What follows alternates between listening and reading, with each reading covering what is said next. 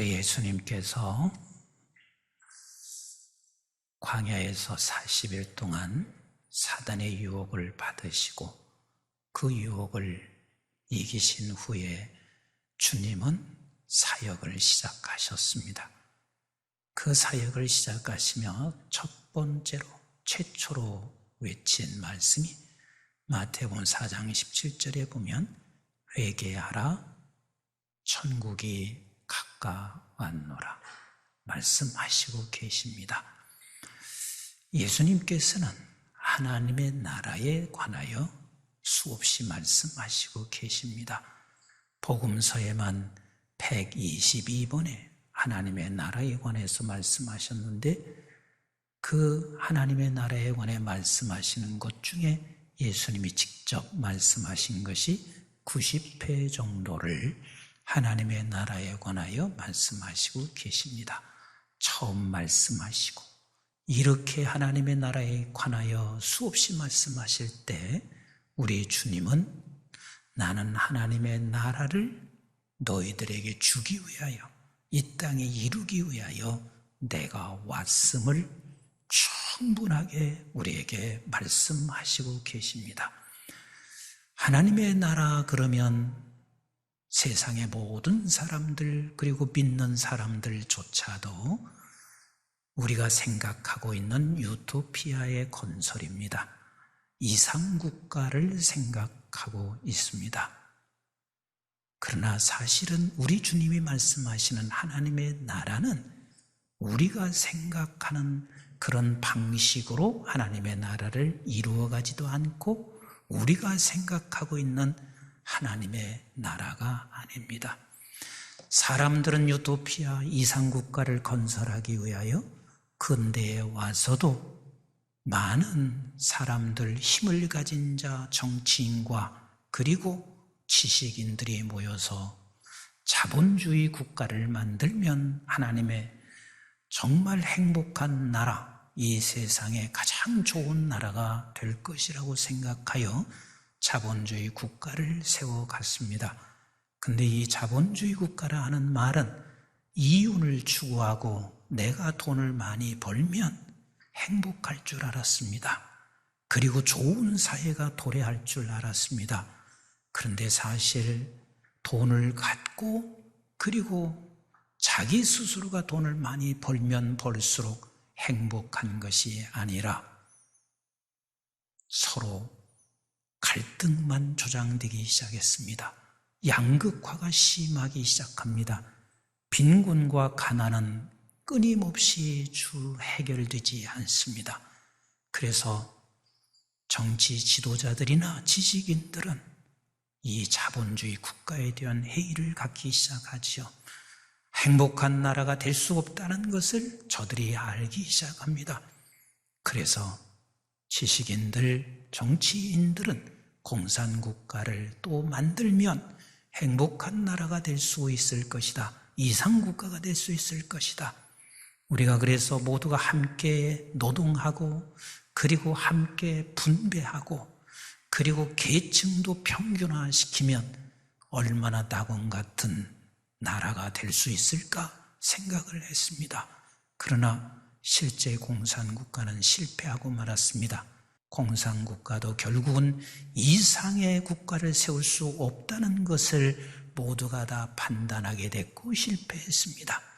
그래서 우리는 좀 더 좋은 나라를 세우기 위하여 사회주의 국가로 나가고 있는 서방 세계를 보게 됩니다.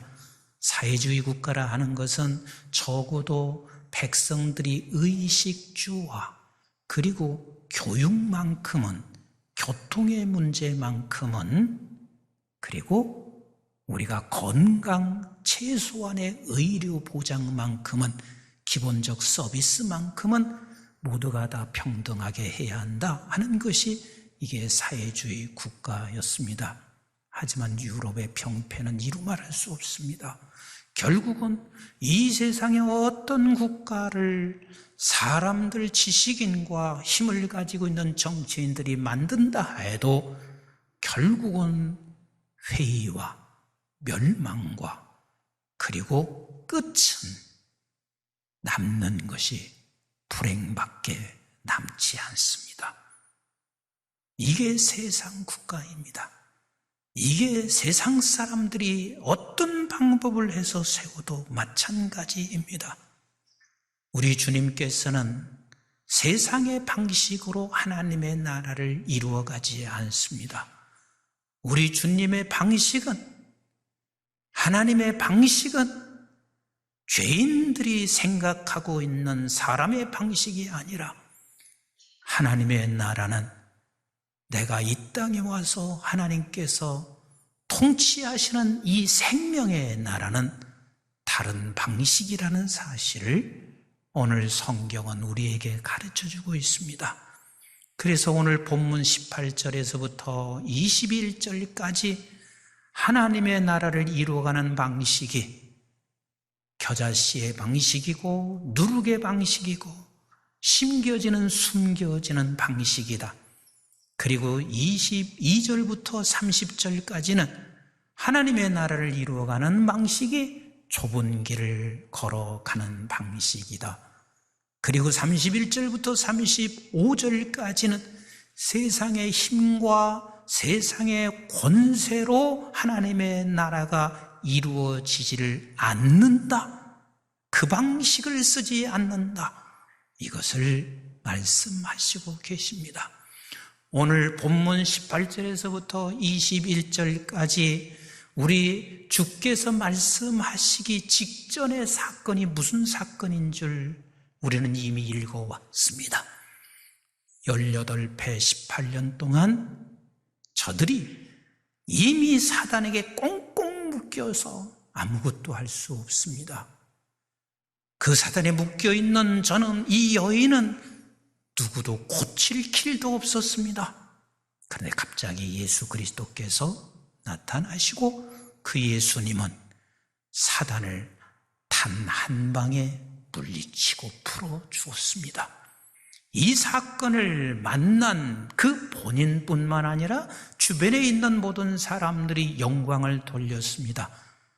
주변에 있는 모든 사람들이 기뻐하며 박수를 쳤을 것입니다.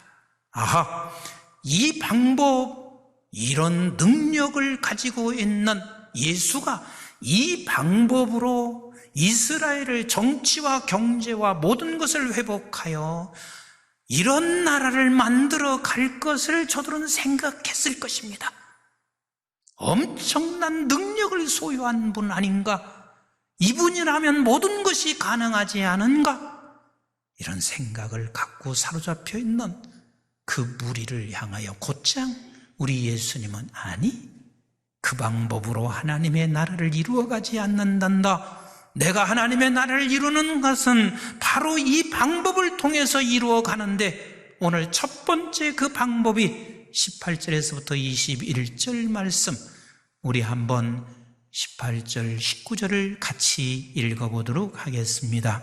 시작.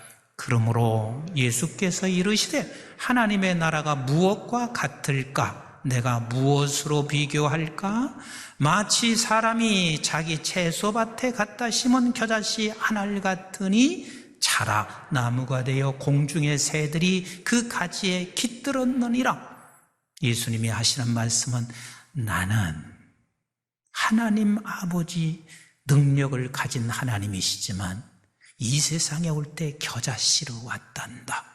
겨자씨로 와서 겨자씨로 사는 방법을 통해서만 하나님의 나라를 이루어갈 수 있음을 말씀하시고 있습니다. 예수님이 힘이 없나요? 예수 그리스도께서 모든 권세를 다 가지고 계시고 너희들이 지금 보지 않았느냐? 귀신을 한순간에 떠나보낼 수 있는 이 권세를 가지고 있는 예수 그리스도께서는 이 세상에 오실 때 겨자씨로 오셨단 말이에요. 여러분, 겨자씨라고 하는 것은 숨겨져 있는 거예요. 작은 거예요. 보여지지 않습니다. 그러나 보여지지 않지만 세월이 흘렀어요. 시간이 지났어요. 어느 순간 그 나무는 커서 공중에 나는 새들이 와서 다 깃들일 만큼 결국은 이것만이 하나님의 나라를 이루어 너도 자라 행복할 뿐만 아니라 다른 모든 사람들을 행복하게 만들 수 있는 것은 겨자씨로 왔어야만 됐다. 그리고 겨자씨로 살아갈 때만이 하나님의 나라가 내게도 다른 사람에게도 이루어질 수 있다. 예수님은 실제 그러셨잖아요. 하나님의 아들이면 우리 생각은 이렇게 생각할 수 있습니다. 기왕이면 로마 시민권자로 로마시에 오시지, 기왕이면 황제 부인이 될 수 있는 그 여자에게 오셔서 황제에게 그 여인은 내 아들이 잉태할 사람이니 너 꼼짝 말고 무조건 받아들여야 돼. 얼마나 멋있습니까? 그런데 하나님이 그리하지 않으시고 가장 비천한 여인 속에 주님은 오셨습니다. 그뿐인가요? 예수 그리스도께서는 사람들이 모두가 다 무시하는 땅 이스라엘 중에서도 나사렛 예수로 베들레헴에 오셔서 말마구간에서 태어나셨습니다. 완전히 숨겨진 예수요. 전혀 보여지지 않고 들어지지 않는 예수요. 그 예수가 무슨 나라를 건설할 수 있을까? 그 예수가 무엇을 할 수 있을까? 모두가 다 그리 생각할 수밖에 없습니다.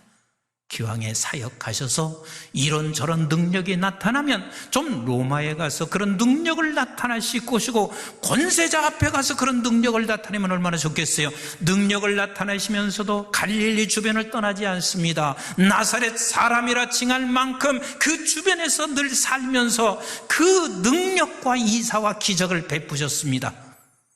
그러다가 결국은 우리 예수 그리스도께서는 십자가에 달려 돌아가시는데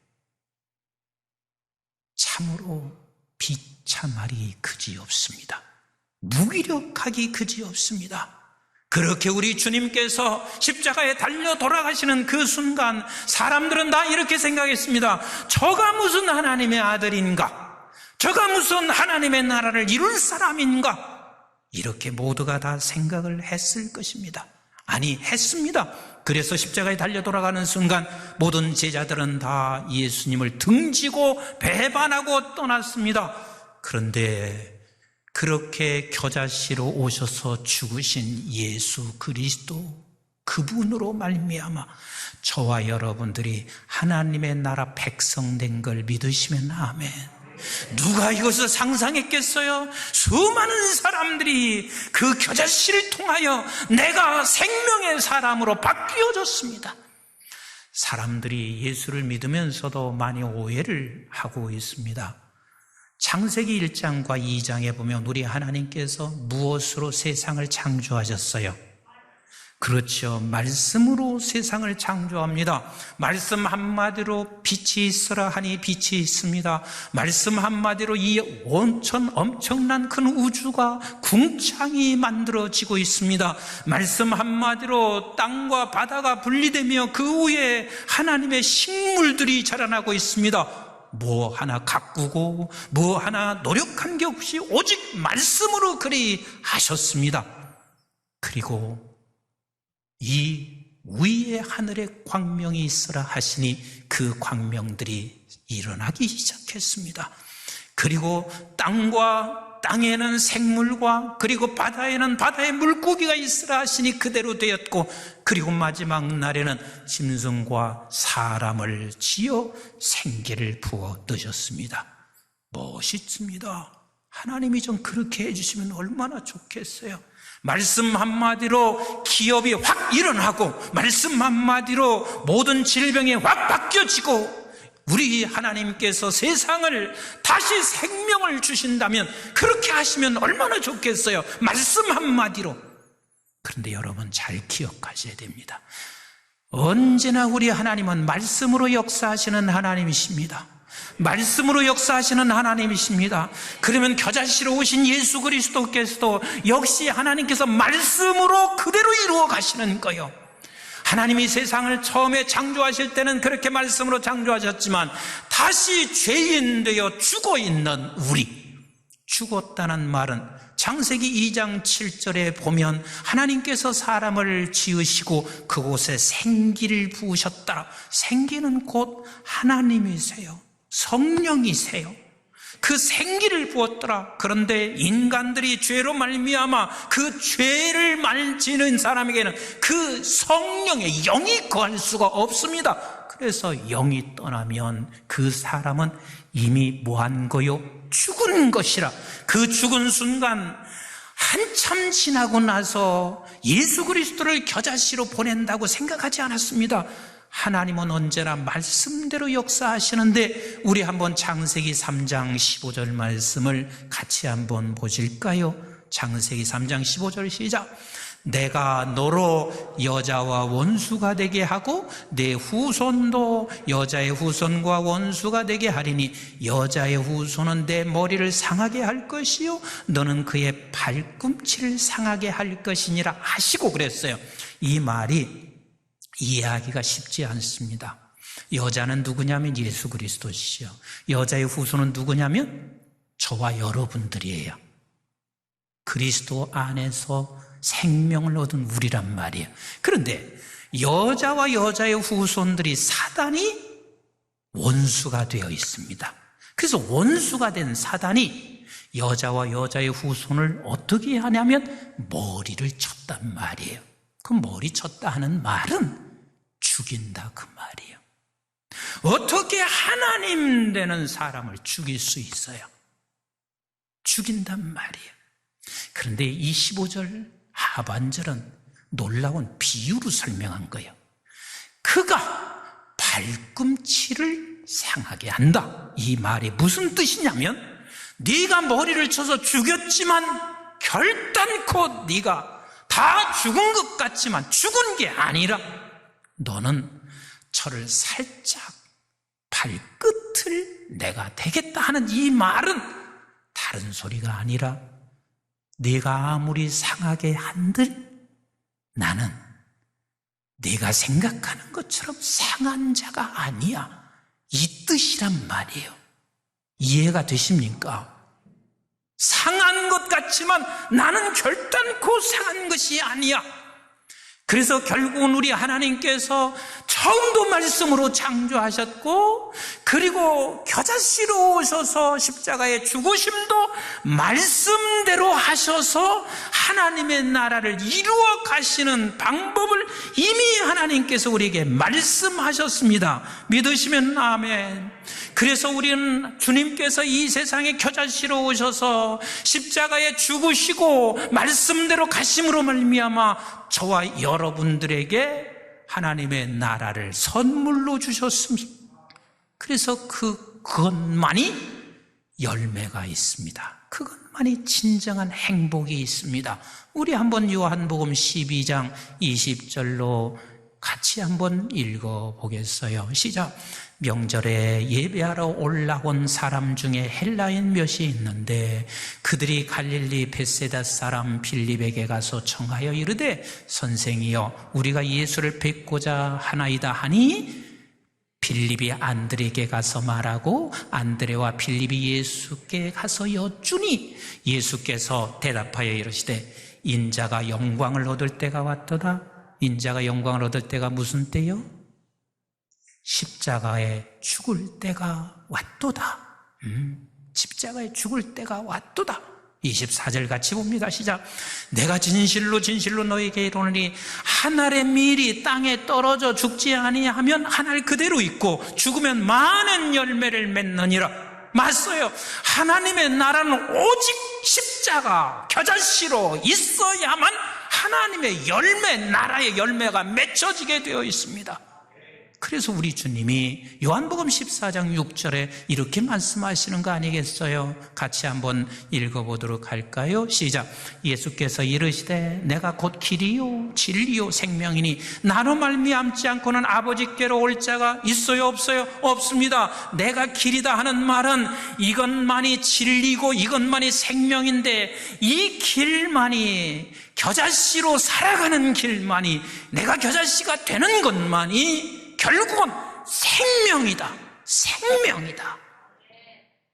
그리고 요한복음 8장 31절 32절에 이렇게 말씀하시고 있어요. 시작. 이르시되 예수께서 자기를 믿는 유대인들에게 이르되 너희가 내 말에 거하면 참으로 내 제자가 되고 진리를 알지니 진리가 너희를 자유롭게 하리라. 내가 어떤 젊은 형제 열심히 살고 있었습니다. 왜 그렇게 열심히 사나? 돈 벌려고요. 돈 벌어서 뭐 하려고 그러나? 돈 벌어야 진정한 자유가 있습니다. 어느 곳에 가도 돈만 있으면 자유가 있습니다. 그래서 제가 그 형제에게 이렇게 말한 적이 있습니다. 아니, 돈이 자유를 줄 수는 절대로 없단다. 우리에게 자유는 세상의 행복이고 모든 사람들이 꿈을 꾸는 거야. 근데 그 자유는 오직 주님밖에 없어. 그래서 우리가 자유케 되는 것은 그 안에 거하는 거예요. 말씀 안에 거하는 거예요. 그 말씀대로 우리는 겨자씨가 되는 것만이 결국은 그 안에 진정한 자유가 있게 되어 있습니다. 우리의 진정한 쉼이 어디에 있나요?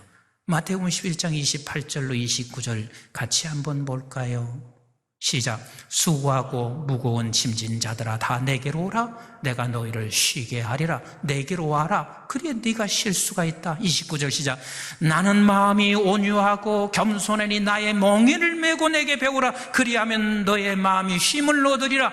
너도 나처럼 온유와 겸손으로 너도 나처럼 겨자씨가 되어서 네가 그 길에 서 있을 때만이 진정한 쉼이 있을 거라 말씀하시고 계십니다. 예수는 겨자씨로 오셨고 제재된 저와 여러분들을 향해서 너도 겨자씨로 살아라. 너도 겨자씨로 살아라.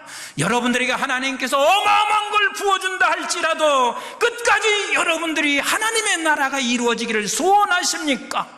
그럼 겨자씨로 다른 방법이 없다. 겨자씨로 살고 겨자씨로 네가 있어야만 한다.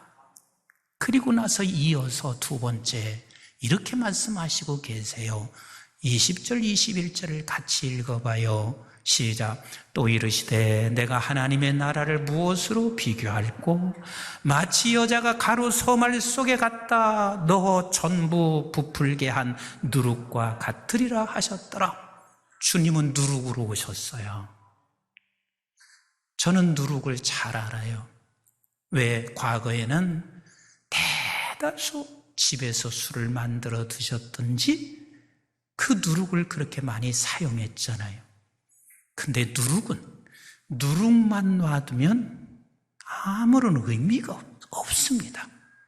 근데 그 누룩이 밀가루 반죽하는 데 들어가게 되면 누룩 자체도 변화될 뿐만 아니라 전체가 다 변화돼서 어마어마하게 상태가 바뀌어지는 것들을 여러분들이 보셨을 것입니다.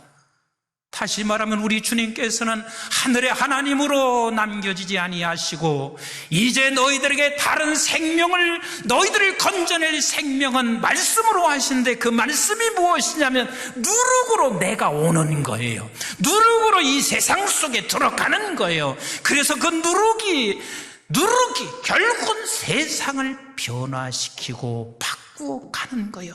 누룩이 안 가면 세상은 바뀌어질 수 없습니다. 저와 여러분들이 교회 안에서만 살아가는 것이 아니라 우리는 직장 속에, 세상 속에 거기에 들어가서 누룩이 될 때만이 세상은 바뀌어지고 그때 내가 진정한 행복과 기쁨을 누릴 수가 있게 되어져 있습니다. 사랑하는 성도 여러분, 하나님의 나라가 내게도 이루어지기를, 그리고 이 지구촌에 하나님의 나라가 세워지기를 원하시면 아멘. 정말 소원하시면 아멘. 그렇다면 여러분들이 아무리 하나님이 높여주시고 여러분들에게 많은 것이 여러분들에게 주어져도 끝까지 여러분들이 붙잡고 가야 할 것이 무엇이냐면 겨자씨가 되는 것, 겨자씨로 있는 것, 누룩으로 있는 것, 거기에만 행복이 있고 자유가 있고 그리고 쉼이 그 안에 주어집니다. 이거 잊지 않고 하나님의 나라 그 안에서 행복과 자유와 쉼이 주어지는 우리 모두가 되기를 주님의 이름으로 축복합니다.